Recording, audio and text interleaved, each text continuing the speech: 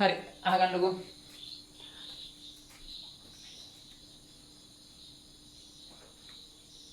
රසායනික ගණනය කොටස තමයි අපි කර හිටියේ. ඒකේ පළවෙනි කොටස අපි කිව්වා හැඳින්වීම් ටික ඔය සාපේක්ෂ පරමාණු ස්කන්ධය ඒකකය සාපේක්ෂ අංග ස්කන්ධය කතන්දර ටික කිව්වනේ. ඊට පස්සේ දෙවෙනි කොටසේ අපිට කතා කරන්න තියෙන සංයුජතාව ගැන. ලියන්න මාතෘකාව සංයුජතාවය. හරි. සංයුජතාවය කියන්නේ මොකක්ද කියලා තමයි කතා කරන්න තියෙන්නේ. මොකක්ද මේ සංයුජතාව කියන්නේ?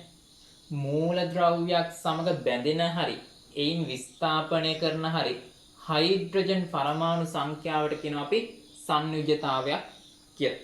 ලියන්න කරුවක් දාලා මූලද්‍රව්‍යයක් සමග බැඳෙන හෝ ඉන් විස්ථාපනය කරන මූලද්‍රව්‍යයක් සමග බැඳෙන හෝ ඉන් විස්ථාපනය කරන හයිඩ්‍රජන් පරමාණු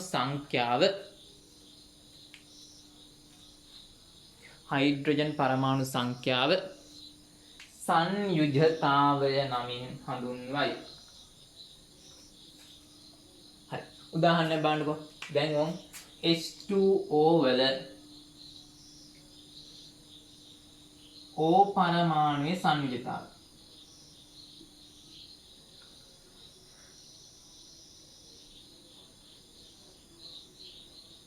මොකද ගන්නෙ? O එකෙක්ට H ලා කීයක් බෙදලා තියෙනවද? O එකෙක්ට H ලා දෙන්නෙක් බෙදලා තියෙනවා. එහෙනම් O වල සංයුක්තාව කීයද? 2යි. ඔන් පළවෙනි උදාහරණය. ලියා ගන්නකො. ඊට පස්සේ විදිහම ගත්තා හිමනවාද? ඇමෝනියා වල. ඇමෝනියා වල N ගේ සංයුක්තාව. ඔයාලා ලියන්න ඕනේ ටික මම මේ ටික විතර ඇමෝනියා වල N වල සංයුක්තාව. N එකකට H ලා කීයක් බැඳනවද? 3ක් බැඳෙනවා. එහෙනම් ඇමෝනියාගේ සංයුක්තාව කීයද? ඇමෝනියාගේ N පරමාණුවේ සංයුක්තාව 3යි. මේ විදිහටම ලියන්න වෙනවා මෙතන. ලියා ගන්නකො. වීඩියෝ ස්ටොප් කරලා ලියා ගන්න.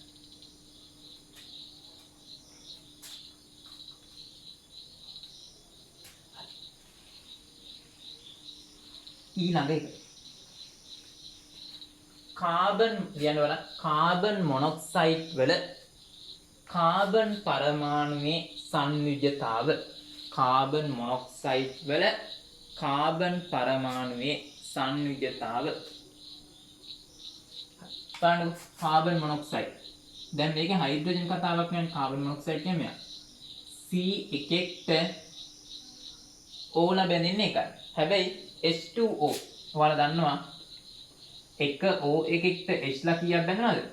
දෙන්නෙක් බැඳෙනවා. එක O එකෙක්ට H ලා දෙන්නෙක්. එහෙනම් අපි ලියන්න C ලිව්වා O ලිව්වා H උත් ලියගත්තා. බලන්න එක කාබන් එකෙක් ඉන්නේ. ඒකට බැඳිච්ච O ගානත් එකයි. එක O එකෙක්ට බැඳෙන හයිඩ්‍රජන් ගාන 2යි. එහෙනම් කාබන් වල සංයුක්තාව කීයද? 2යි. හරි ලියා ගන්නකො.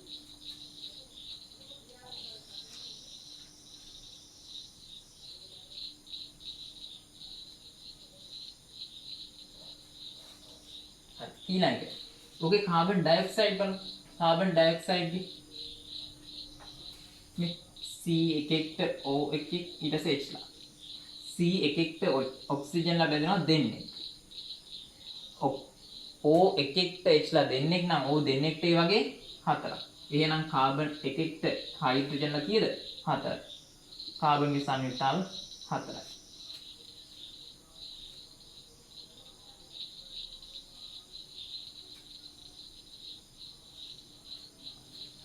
ඊට පස්සේ sulphur dioxide SO2 S එකෙක්ට Ola S එකෙක්ට Ola දෙන්නෙක් බැන්නවා. O එකෙක්ට H ලා දෙන්නයි. එහෙනම් දෙන්නෙක්ට 4. සල්ෆර් ඩයොක්සයිඩ් වල සංයුක්තාව සල්ෆර් ඩයොක්සයිඩ් වල සල්ෆර් වල සංයුක්තාව 4යි.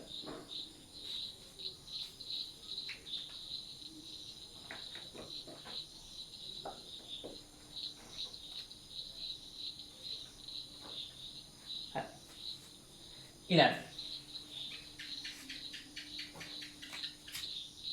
N2O5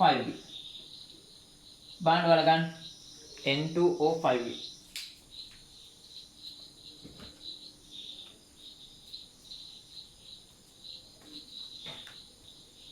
බලන්න මේ NOH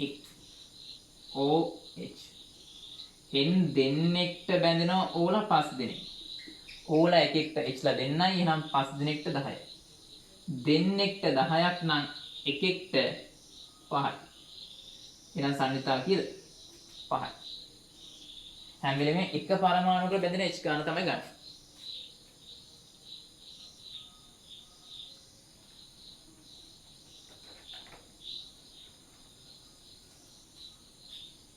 ඊට පස්සේ තව එකක් බලමු. ඔය අම්ල තියෙනනේ. H2SO4 මේකේ සල්ෆේට් වල සංයුජතාව ඕන් ලියගන්න.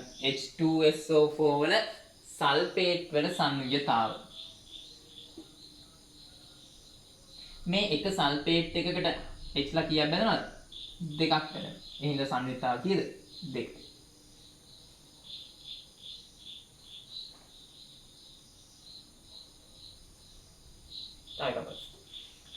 එහෙනම් මේකේ H3PO4 වල ෆොස්ෆේට් වල සංයුජතාව. එක ෆොස්ෆේට් එකකට හයිඩ්‍රජන්ලා 3 දෙනෙක්. එහෙනම් ෆොස්ෆේට් අණුවේ සංයුජතාව 3යි. හරි. ඔය අපි කියමු මොකද්ද? බැඳෙන කතන්දර. විස්ථාපනය කියලා කිව්වනේ. මූලද්‍රව්‍ය පරමාණුවකින් විස්ථාපනය කරන හයිඩ්‍රජන් ගන්න. ඒක ටිකක් අයිඩියා එකක් ආවේ නැහැ තාම. ඕම් බලන්න. ඉන්නවා සිංක්. සිංක් වලට HCl දාපුවාම මොකද වෙන්නේ? සිංක් ක්ලෝරයිඩ් හදලා H2 නිදහස් වෙනවා. මෙතන 2යි මෙතන 2යි. එහෙනම් මෙයා ඉස්සරහින් දෙකක් දාන්න. තුලිතයි. බලන්නකො. එක සිංක් පරමාණුවකින් හයිඩ්‍රජන්ලා විස්ථාපනය කරනවා කීයද? H පරමාණු. H පරමාණු 2ක් විස්ථාපනය කරනවා. ඒ හින්දා සිංක් වල සංයුක්තාව කීයද? 2යි. ඕම් විස්ථාපනය කියන කතාව. එක සිංක් එකකින් H2 කියන අණු එකයි. H2 අණු එකක් තුල H පරමාණු කීයක් තියෙනවද? 2ක් තියෙනවා. ලියන්න. සිංක් වල සංයුජතාව.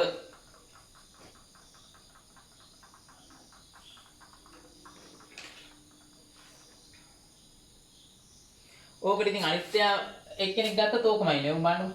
Sync sulphate. සල්ෆියුරික් ආම්ලෙත් එක. ඕනම ආම්ලයක් එක ප්‍රතික්‍රියා කරලා හයිඩ්‍රජන් වායුව නිදහස් කරනනේ. Sync sulphate H2.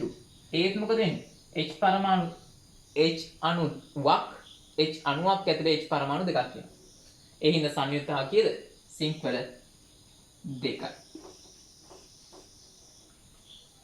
සිංක් එකකින් H පරමාණු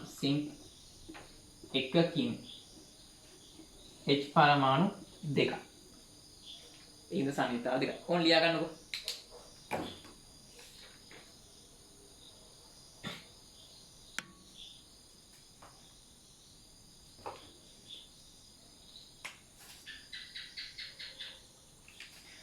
ඕක තමයි සංයුජතා කතන්දරය.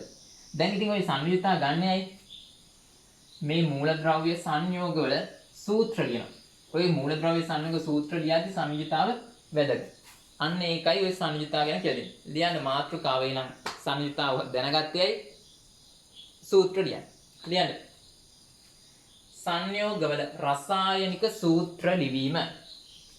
සංයෝගවල රසායනික සූත්‍ර ලිවීම.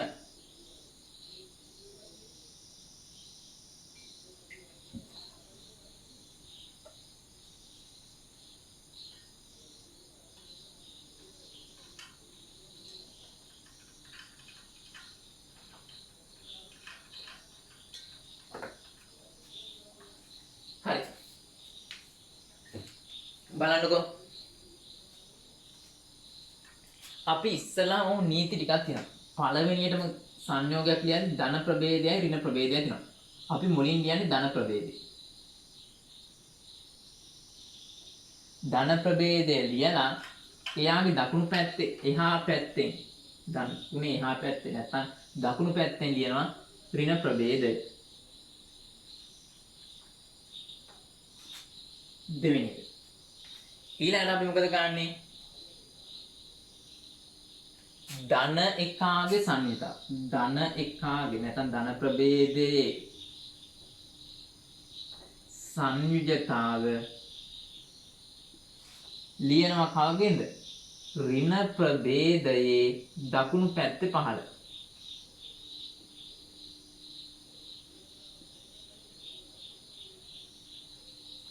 අනිත් එක ඍණ එකාගේ මුගේ සංයුජතාව මුගේ දකුණු පැත්තේ පහළ වෙනවා. මුගේ සංයුජතාව මුගේ දකුණු පැත්තේ පහළ වෙනවා. ඍණ ප්‍රභේදයේ සංයුජතාව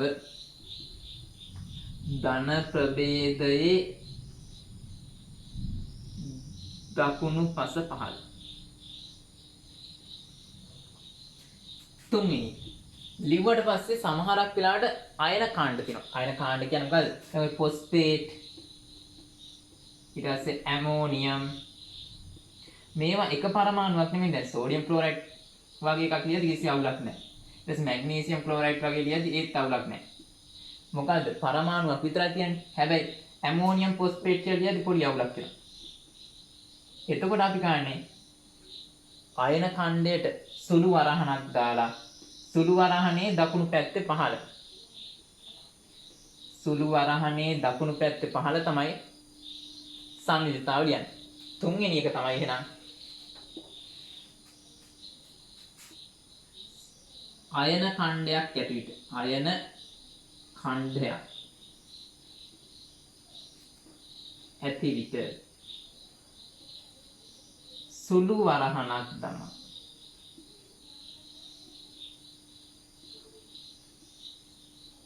වරහනේ දකුණු පස පහළ සංයුතාවලිය. හරි. ඔය මුක ලිව්වත් සරලම අනුපාතයෙන් තියන්න ඕන. නැත්තම් බෑ. ඒ හින්දා සංයුත අනුපාතේ සරලව තියන්න ඕන. සංයුතා සරලම පූර්ණ සංඛ්‍යාමය අනුපාතයෙන්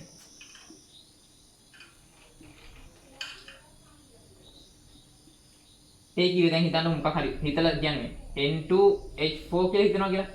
මේකේ සරල අනුපාතය මොකද? N2H6 sorry N2H6 නම් මේකේ සරල අනුපාතය මොකද? NH3. අන්න එහෙමයි කියන්න ඕන. මේක මම බොරුවක් කිව්වේ එහෙම එකක් නෑ නේද? හරි. ලියන්න මාතෘකාව සංයෝගල රසායනික සූත්‍ර ලිවීම කියලා ඒක යටතේ කියන පළවෙනි එක. ප්‍රථමයෙන්ම ධන ආරෝපිත ප්‍රභේදය ලියා. ධන ආරෝපිත ප්‍රභේදය ලියා. එහි දකුණු පස ඍණ ආරෝපිත ප්‍රභේදය ලිවිය යුතුය. මේ විදිහට ඍණ ආරෝපිත ප්‍රභේදය ලිවිය යුතුය.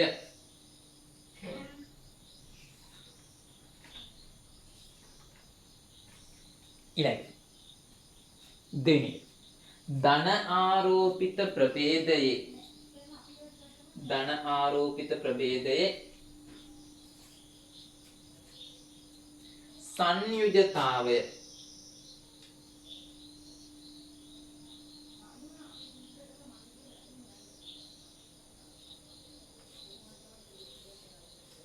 ඍණ ආරෝපිත ප්‍රභේදයේ දකුණු පස පහළද ධනාරෝපිත ප්‍රභේදයේ සංයුජතාව ඍණ ආරෝපිත ප්‍රභේදයේ දකුණු පස පහළද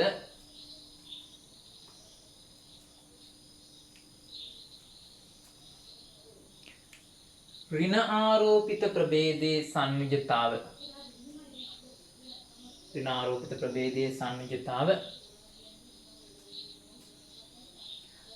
ධන ආරෝපිත ප්‍රභේදයේ දකුණු පස පහළද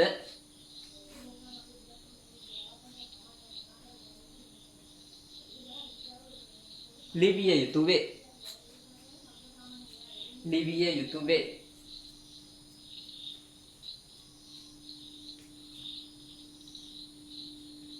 තුන්වෙනි එක. අයන ඛණ්ඩයක් ඇති විටදී අයන ඛණ්ඩයක් ඇති විටදී අයන ඛණ්ඩයක් ඇති විටදී සුළු වරහණක් දමා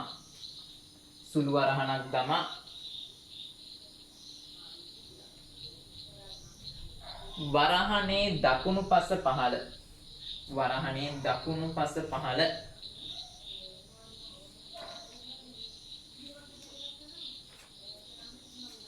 සංයුජතාව ලිවිය යුතු වේ.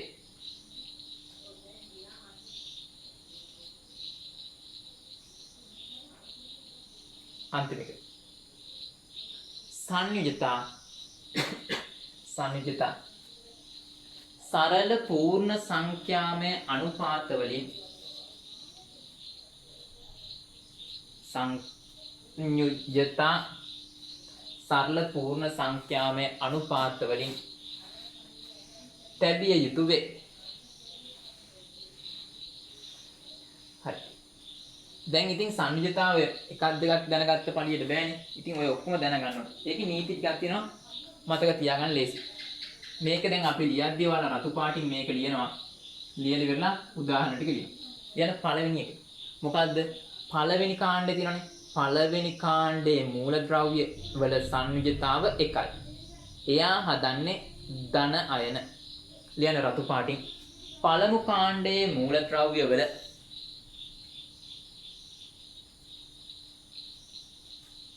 සංයුජතාවය එකකි. පළමු කාණ්ඩයේ මූලද්‍රව්‍ය වල සංයුජතාවය එකකි. ඒවා ධන අයන සාදයි. මොනවාද මේ? පළවෙනි කාණ්ඩයේ මූලද්‍රව්‍ය lithium, sodium, potassium, rubidium, caesium, friends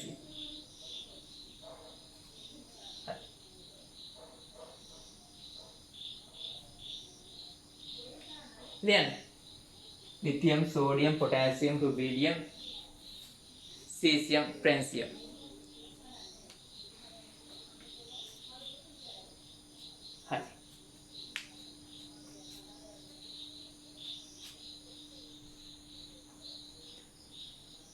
ඊට පස්සේ දෙවෙනි එක ඕන් ලියා ගන්න ස්ටොප් කරලා ලියා ගන්න. ඊට පස්සේ ලියන්න දෙවෙනි එක. මොකද දෙවෙනි කාණ්ඩයේ මූලද්‍රව්‍ය හදන්නේ ධන අයනමයි. සංයුජතාව 2යි. ලියන්න රතු පාටින් අංක 2. දෙවන කාණ්ඩයේ මූලද්‍රව්‍ය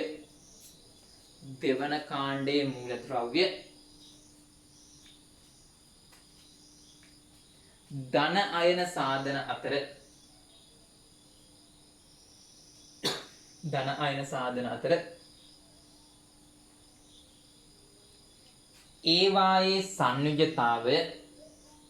ඒවායේ සංයුජතාවය දෙකක් වේ.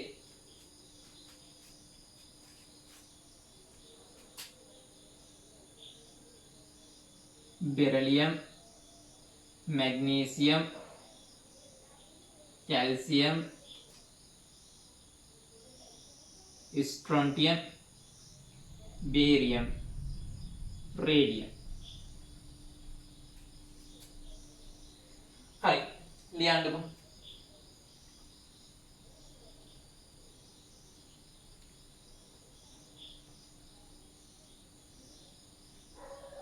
ඕන් දෙවෙනි කාණ්ඩේ මූලද්‍රව්‍ය. ඊට පස්සේ ලියන්න තුන්වෙනි කාරණා. මොකද තුන්වෙනි කාණ්ඩේ මූලද්‍රව්‍ය හදන්නේ ධන අයන. ධන තුනනේ හදන්නේ. ඒතකොට සංයුතාව 3. ලියන්න තුන්වෙනි කාරණා. තුන්වන කාණ්ඩේ මූලද්‍රව්‍ය ධන අයන සාධන අතර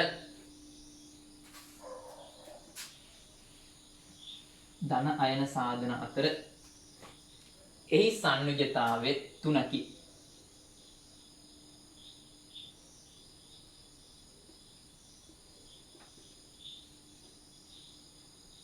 boron, aluminium, gallium, indium, thallium. Boron, aluminium, gallium, indium, thallium. ලියලා දාන්නකෝ.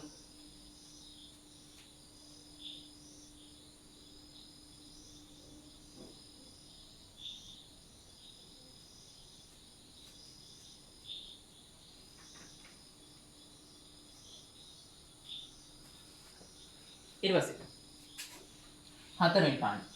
හතරවෙනි කාණ්ඩය හදන්නේ ධන අයන 4. සංයුතාව 4. ලියන්න 4 කරුණ රතු පාටින් ලියන්න. හතරවන කාණ්ඩයේ මූල ද්‍රව්‍ය 7.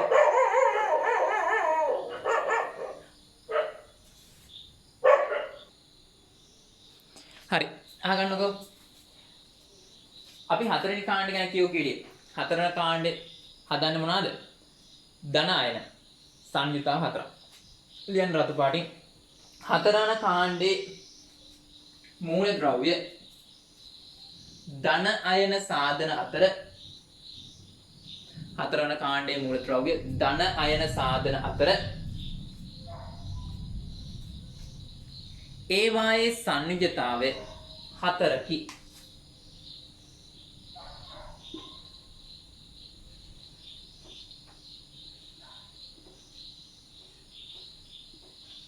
Carbon, silicon, germanium, tin, lead. Carbon, silicon, germanium, tin, lead.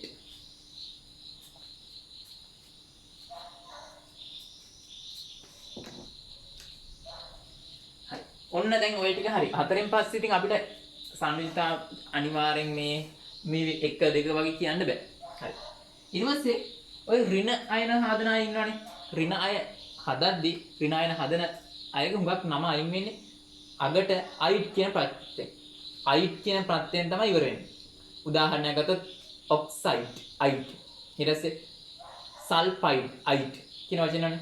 Chloride අයිට්, bromide. ඒ හින්දා ඍණායන හදන හුඟක් අයගේ නම අගට අයිට් කියන ප්‍රත්‍යය එකතු වෙනවා. ඉතින් හොයාගන්න ලේසි ක්‍රමයක් තියෙනවා. ලියන්න එනම් 6 වෙනි කරුණ 5 වෙනි කරුණ ඍණ අයන සාධන බොහෝ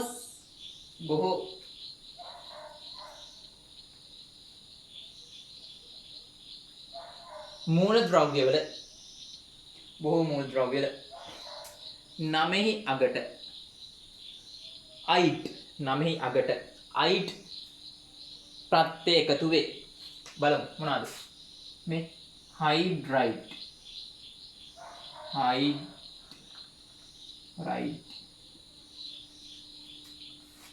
oxide,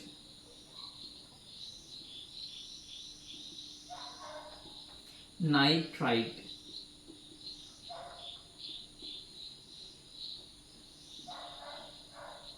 sulfide,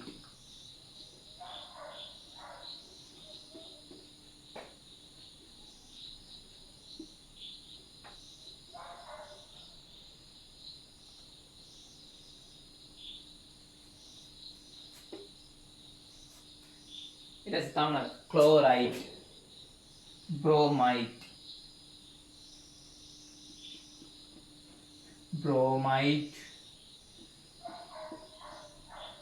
chloride, let's say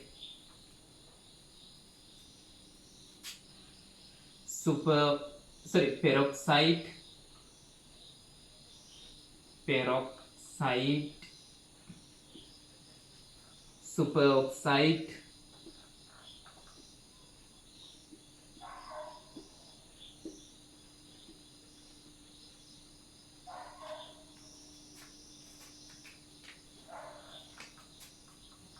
phosphide,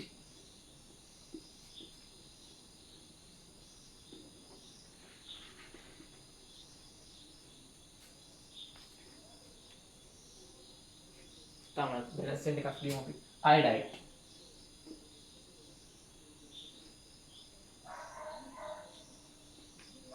හරි.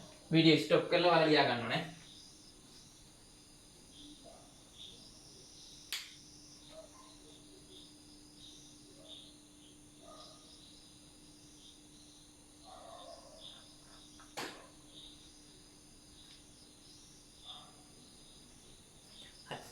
ඊළඟ එක. දැන් හුඟක් මූලද්‍රව්‍ය දැන් ඔක්සිජන් එක්ක බැඳෙනවනේ. එහෙම බැඳිලා හදනවා අයන කාණ්ඩ. දැන් උදාහරණයක් කිව්වොත් සල්ෆේට් තියෙනවනේ. ඔක්සිජන් එක්ක සල්ෆර් බැඳිලානේ ඔක හැදෙන්නේ. 9 අගට 8 කියන වචනේ එන්නේ. 8 සල්ෆේට් කියන එකනේ. ඊට පස්සේ ඕකෙම තව එකක් අඩුනහම කියනවනේ මෙයා එයා කියනවා සල්ෆයිට් අයිට් අල්ටයන් අරකේ ඩයන් මේකේ ටයන්. ඒ හින්දා අපි කියන්න ඕන මොකද්ද? ඔක්සිජන් සමග මූලද්‍රව්‍යයක් එකතු වෙලා ඍණ අයන හදනවා නම් එක්කෝ 8 වලින් අවසන් වෙනවා එක්කෝ 8 වලින් අවසන් වෙනවා. ඊළඟ 6 වෙනි කරුණ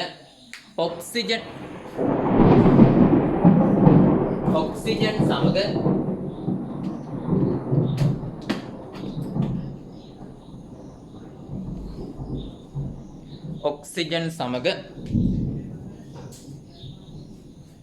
ඍණ අයන සාධන සංයෝගවල ඔක්සිජන් සමග ඍණ අයන සාධන සංයෝගවල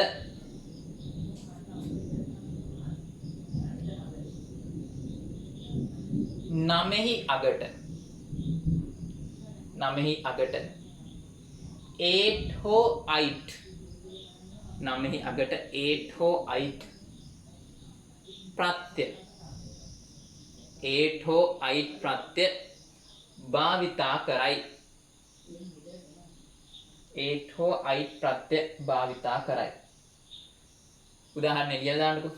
තව ලියමු ටිකක්.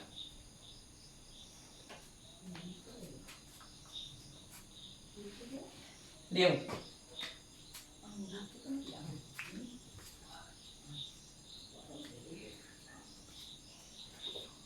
පළවෙනි එක. කාබනේට්. ඊළඟ sulphate.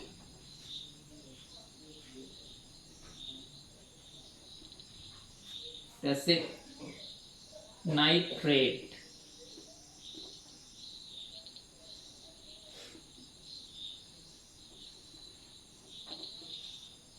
phosphate.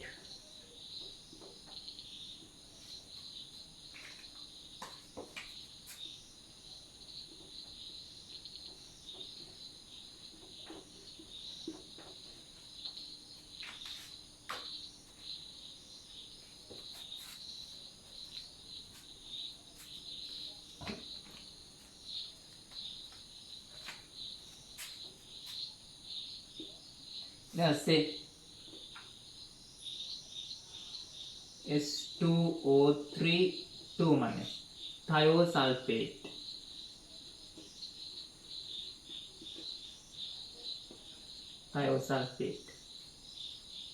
That's it.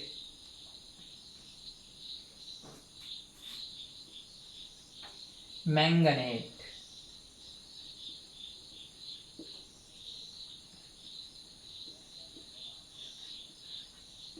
Permanganate.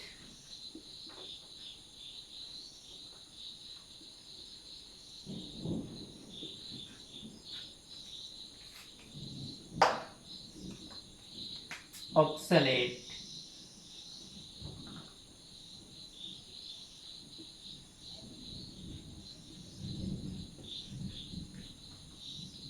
Chlorate.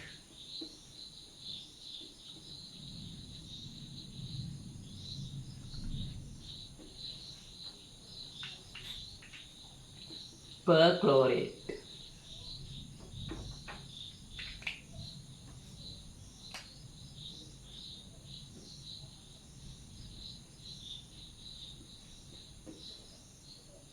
ඊට පස්සේ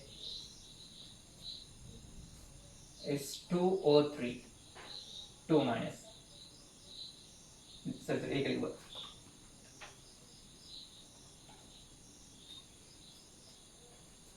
It's a chromate. CrO4 2 minus chromate. තව සුපුරුදු එකක් වෙනවා ඩයික්‍රෝමේට්. Cr2O7 2 minus dichromate.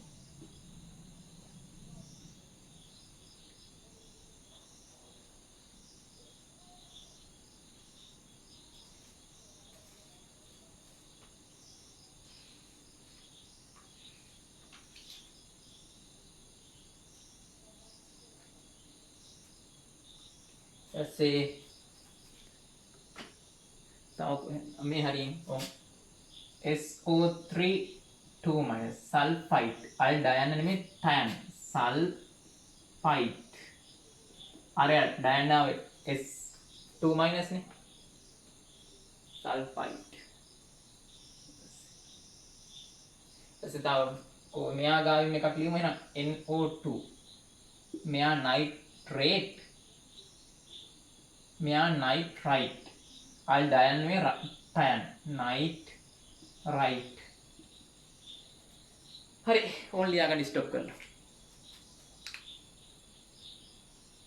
මේ හැම එක්කිනාගේම ඍණායනයක හදද්දි මෙන්න මේ අයන විශාල තියෙන 2 2 2 1 1 3 ඊට පස්සේ මෙතන 2 මෙතන 2 අන්න එයා තමයි සංයුජිතාව විශාලත්වය තමයි මෙන්න මේකේ සංයුජිතාව වෙන්නේ ඍණායනයේ තියෙන ඍණනේ කොහොමද ඒ අයනේ විශාලත්වය තමයි සංයුජිතාව බවට පත් වෙනවා. මතක තියාගන්න දෙයක් නෑ. ඒතකොට අයන දිහා බලලා කියන්න පුළුවන්කම තියෙනවා.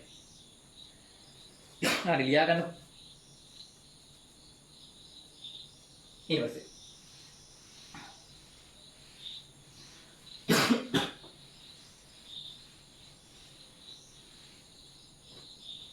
පස්සේ තව තියෙනවා ඍණායන සාධන වෙනත් ඒවා. ලියන්න වෙන හැම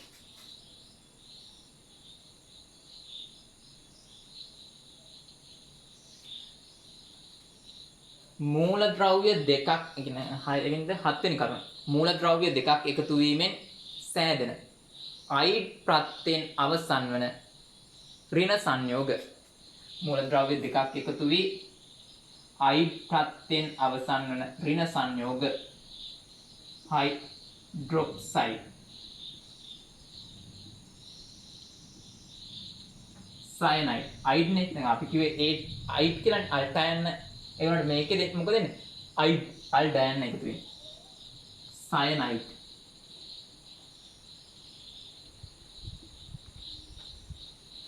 හරි ලිය දාන්න ඊට පස්සේ මූලද්‍රව්‍ය කිහිපයක් එකතු වෙලා හැදෙන ඒවාත් තියෙනවා මොනවාද බයිකාබනේට් ලියන්න මූලද්‍රව්‍ය 8 වෙනි එක මූලද්‍රව්‍ය කිහිපයක් එකතු වී සෑදෙන ඇනායන. This is bisulfate.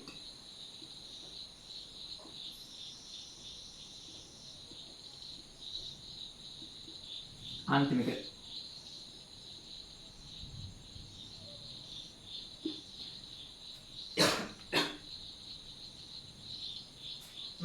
අපි දාමු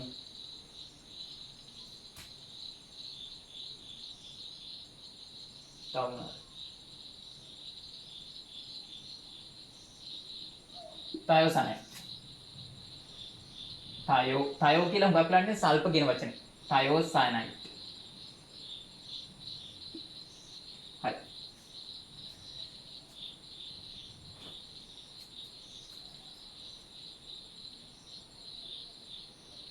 හරි සරි සයනයිඩ් නෙමෙයි මෙතන සයනේට් එන්නේ නයිට් කියන්නේ සයනේට් සල්ෆේට් කාබනේට් 8 ප්‍රත්‍යයෙන් අවසන් වෙන ඒ හින්දා මෙතන එනවා සයනේට් thiocyanate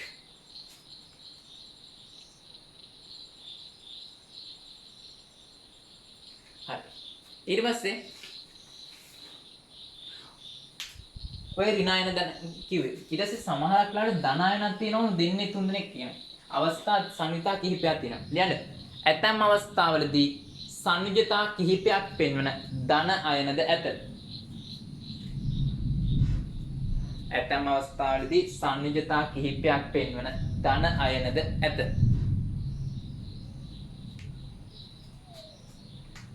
උදාහරණ මෙයා කවුද? ෆෙරස්. සංයුජතාව කීයද? 2යි. මෙයා ෆෙරික්.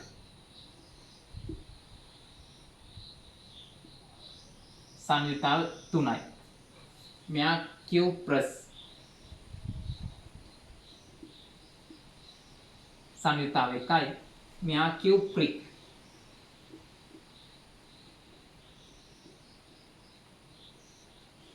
සංයුජතාව 2යි.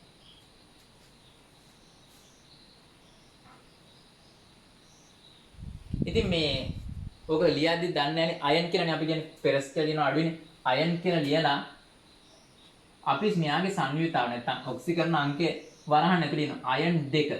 ඔක තමයි නම් කරන ක්‍රමය. මෙයා අයන් 3.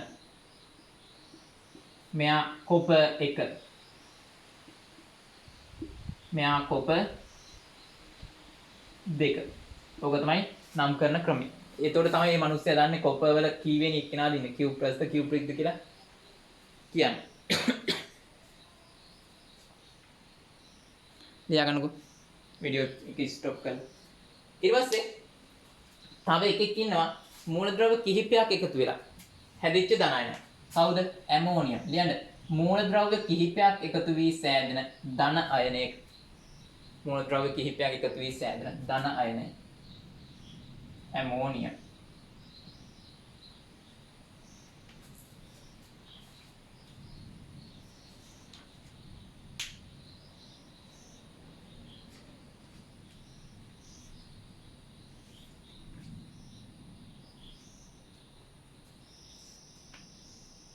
ඔන්න ඔය ටික තමයි ඔයාලයි සංයුක්තා කොටස. දැන් අපි සූත්‍ර ලියන්න යන්නේ. මම කියනවා ඔයාලා ලියන්න ඕනේ. ලියන්න. අපි ලියමු පළවෙනි එක. Calcium sulphate. Calcium sulphate. Calcium වල සංයුක්තා කීයද? 2යි. සල්ෆේට් වල සංයුක්තා කීයද? 2යි. කතිර මාරු. එහෙනම් කැල්සියම් ගාව 2ක් තියෙන්න ඕන සල්ෆේට් ගාව සුළු වරහන දාලා මෙතන ඍණ අමතක කරලා 2ක් ගන්න. හැබැයි මං කිව්වා සරලම අනුපාතය තියෙනවා. මෙයක් 2යි මෙයක් 2යි නම් අපි මොකද කැල්සියම් සල්ෆේට් කියලා නිකන් ලියනවා.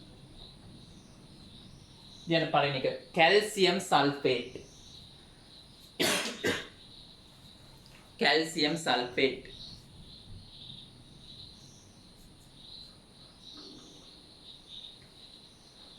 මොලියක ඊට පස්සේ උග ඕලෙවල් කාලේ කියවෙන එක තමයි ඇලුමිනියම් ඔක්සයිඩ්. ලියන්න බලන්න ඇලුමිනියම් ඔක්සයිඩ්.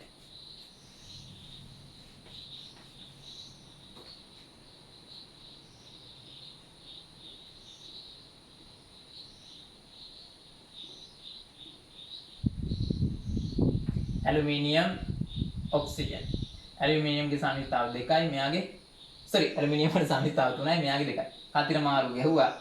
ඇලුමිනියම් ගාව 2යි ඔක්සිජන් ගාව 3යි. Aluminium oxide.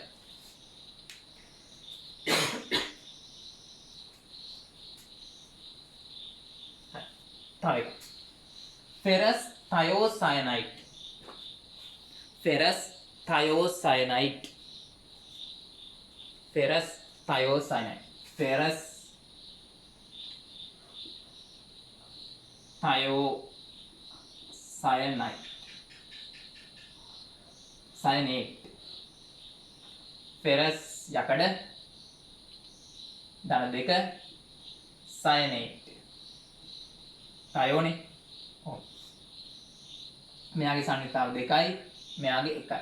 කතිර මාරුව. ෆෙරස් මං කිව්ව මොකද්ද?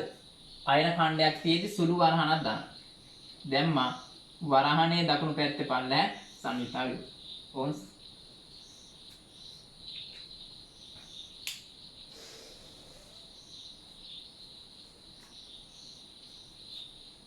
හරි. දැන් මං කියනවා ඔයාලා මේ වගේ රසායනික සූත්‍ර ලියන්න ඕන. මම ලියන්නකෝ බෝඩ් එකේ. ඒවට ඔයාලා රසායනික සූත්‍ර ලියන්න ඕන.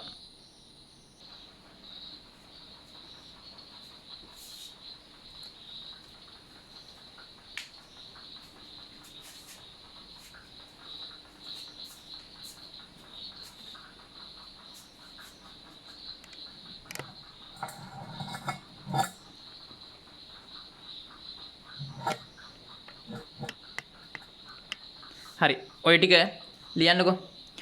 වීඩියෝ නවත්තලා ලියලා ඊට පස්සේ ඔයාලා ලියන්න. ඊට පස්සේ මම ආපහු උදාහරණ ටික කියනවා. උදාහරණ ටික කියන්න ඉස්සෙල්ලා ඔයාලා ලියන්න ඕන තනියම. ඔන්න ඔය ටික ලියා ගන්න වීඩියෝ නවත්තලා. හරි.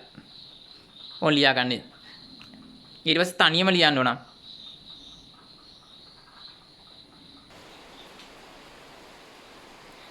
හරි. ඔන්න ලියලා තියෙනවා. ලියා ගන්නකෝ.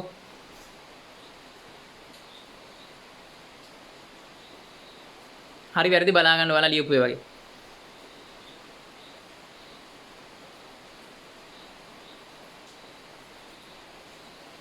වීඩියෝ එක ස්ටොප් කරලා හරි වැරදි බලාගෙන ආයෙ ප්ලේ කරන්න.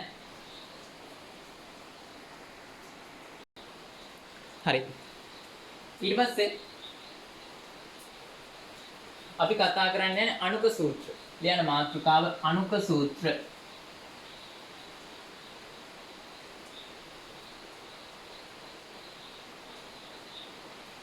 මොකද්ද මේ අනුක සූත්‍රයක් කියන්නේ? කිසියම් සංයෝගයක තියෙන පරමාණු ගණන් නිවැරදිව නිරූපණය කරලා ලියන රසායනික නැත්නම් අපි කියන සමීකරණයට නමක් කියනවා අනුක සූත්‍රයක් කියලා. ලියන මාතෘකාව අනුක සූත්‍රය. ඒකේ අර්ථය ලියන්න. කිසියම් සංයෝගයක පවතින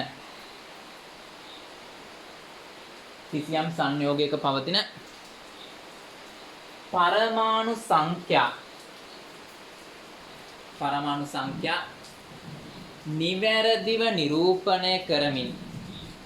නිවැරදිව නිරූපණය කරමින් ලියනු ලබන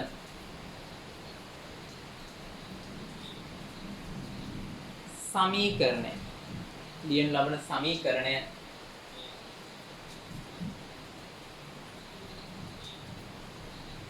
නැත්නම් ලියනු ලබන සූත්‍රය අනුක සූත්‍රය නම් වේ.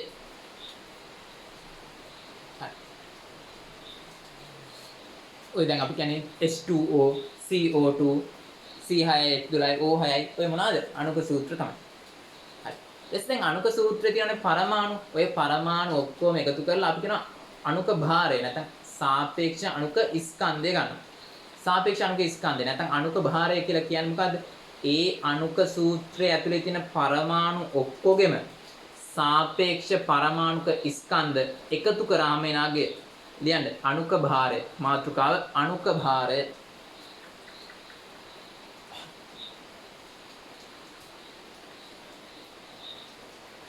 ලියන්න ඒක යටතේ අනුක සූත්‍රයේ පවතින පරමාණු සියල්ලේම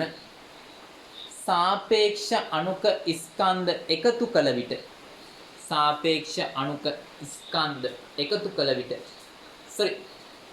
පරමාණු සියල්ලේම සාපේක්ෂ අණුක නෙමෙයි සාපේක්ෂ පරමාණුක ස්කන්ධ සියල්ලම එකතු කළ විටදී ලැබෙන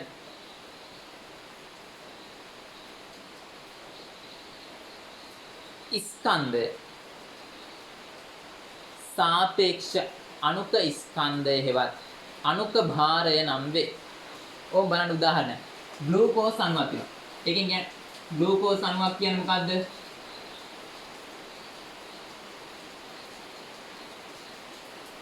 ග්ලූකෝස් අණුවක් හැදිලා තියෙන්නේ කාබන් පරමාණු 6ක් हाइड्रोजन परमाणु 12 ऑक्सीजन परमाणु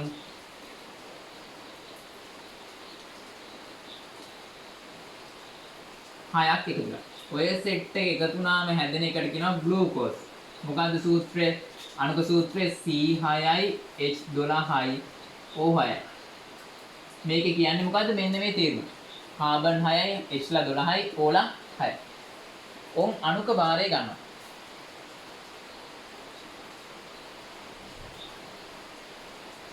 කොහොමද? කාබන්ලා 6යි. 6 වාරයක් C. එකතු කරන්න නම් 12 වාරයක් H. එකතු කරන්න නම් 6 වාරයක් O. 6 වාරයක් කාබන් වල සාපේක්ෂ පරමාණු ස්කන්ධය 12යි. හයිඩ්‍රජන් වල 1යි. ඔක්සිජන් වල 16. මේ ඔක්කොම එකතු කරපුවාම වෙනවා 180ක්. ඕන් එහෙනම් ග්ලූකෝස් වල අණුක භාරය. හරි. ලියා ගන්නකො වීඩියෝ එක ස්ටොප් කරලා.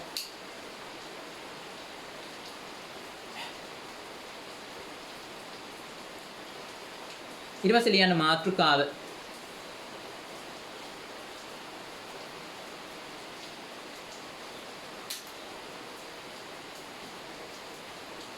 ආනුභවික සූත්‍රය.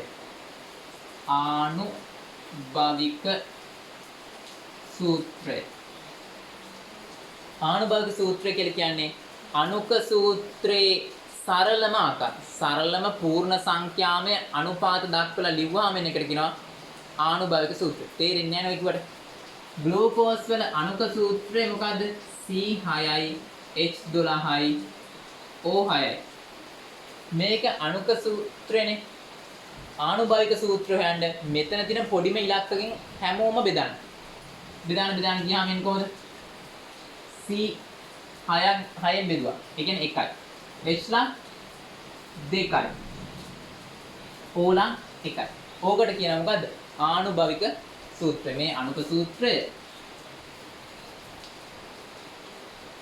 මේ ආනුභවික සූත්‍රය.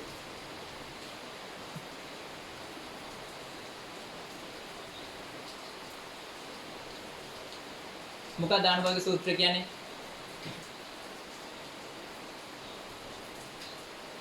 කිසියම් අණුවක තියෙන පරමාණු වල සරල පූර්ණ සංඛ්‍යාමය අනුපාතය. ලියන්න. කිසියම් අණුක සූත්‍රයක පවතින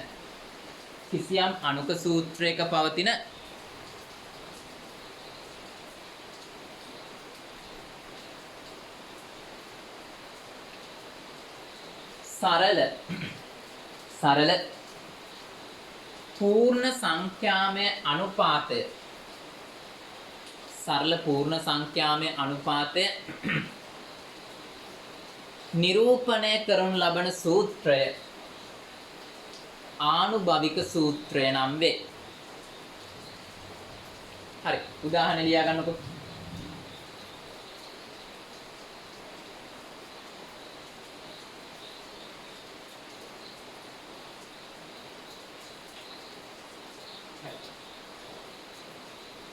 ලියන්න ඊළඟ මාතෘකාව ආනුභවික භාරය නැත්නම් ආනුභවික ස්කන්ධය. ආනුභවික ස්කන්ධය එහෙම නැත්නම් ආනුභවික භාරය. මොකද්ද මේ කියන්නේ? මේ ආනුභවික සූත්‍රයේ තියෙන පරමාණු වල සාපේක්ෂ පරමාණුක ස්කන්ධ එකතු කරපුවාම එන එකට කියනවා ආනුභවික ස්කන්ධ. ලියන්න. ආනුභාවික සූත්‍රයේ පවතින පරමාණු වල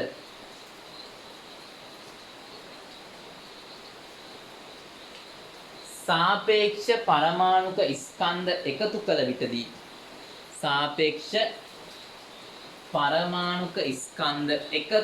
විටදී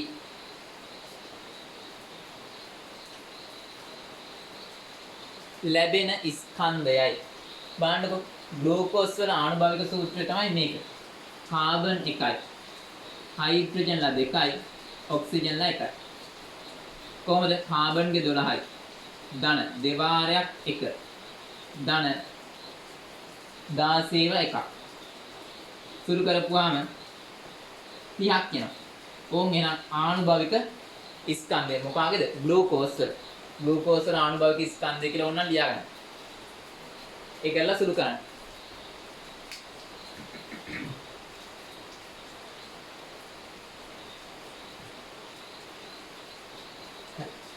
ඊට පස්සේ මට කියලා දෙන්න ඕන මේ බලන්නකො. ආනුභවික සූත්‍රය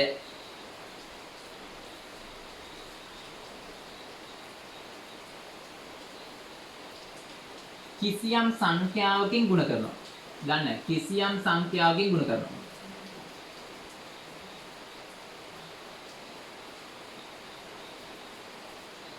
ගුණ කරපුවාම එනවා මොකද්ද?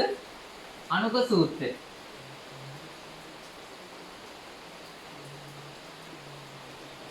හරි. ඕම් ග්ලූකෝස් වල ආනුභාවික සූත්‍රය තියෙනවා. එයා මේ බවට පත් වෙන්නේ කීයෙන් ගුණ කරපුවාමද?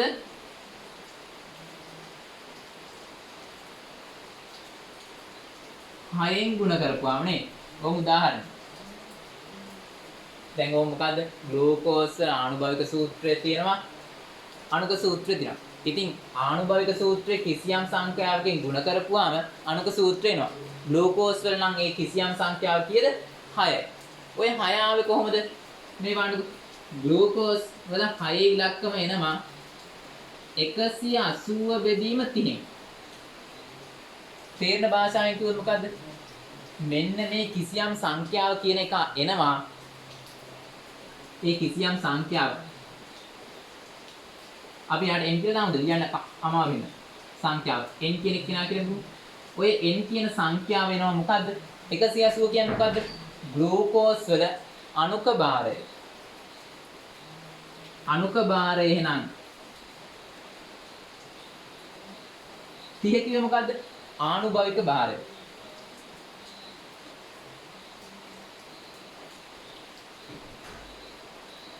ඕම් වැදගත් කරන්නක් ආව රතු පාටින් ඔක ලියන්න. මොකද්ද?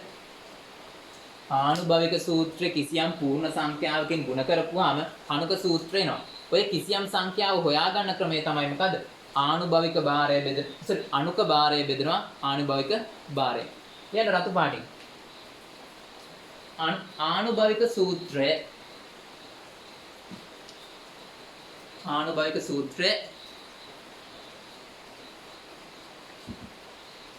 කිසියම් සංඛ්‍යාවකින් ගුණ කළ විටදී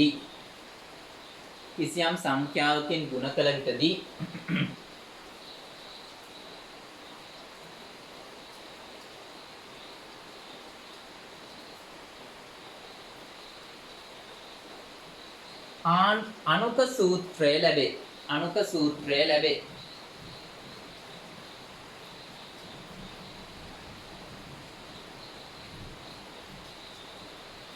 ඊළඟ එකත් රතු පාටින් රූලක් කරලා ලියන්න. මෙම සංඛ්‍යාව ලබා ගන්නා ක්‍රමය වන්නේ